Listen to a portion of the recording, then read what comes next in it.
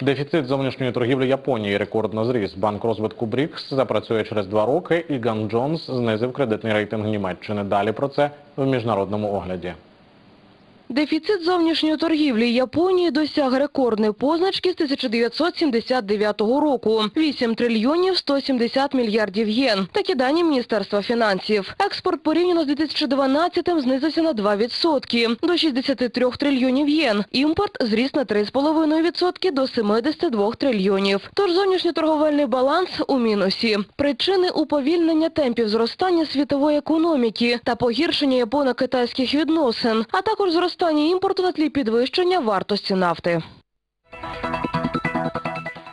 Банк розвитку країн БРІКС з'явиться через 2 роки, заявив заступник голови Мінфіну Росії Сергій Сторчак. Стільки само часу пішло на створення Євразійського банку розвитку. Поки що готують проект регулятора. На думку урядовців Федерації, він не повинен замінити приватний сектор. Інфраструктурне фінансування має базуватися на комерційних засадах. За словами глави Міністерства фінансів Росії Антона Сілуанова, капітал банку може становити до 10 мільярдів доларів, тобто по 2 мільярди від кожної країни.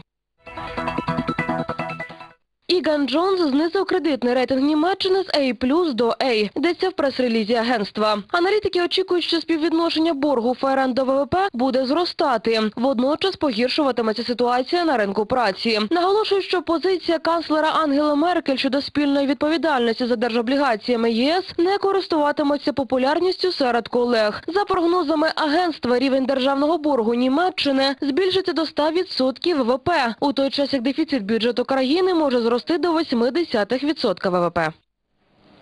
На 2% зріс чистий прибуток American Express у першому кварталі до мільярда 280 мільйонів доларів. Або $1,15 за акцію. Це на 7% більше за результати перших 3 місяців торік. Виручка за звітний період майже 8 мільярдів, що на 4% перевищує показник 2012-го. Платіжна система також оголосила про плани витратити цього року понад 3 мільярди на зворотний викуп акцій. 2014-го в першому кварталі на це виділять ще мільярд. На цьому у мене все. Лишайтеся із Першим діловим.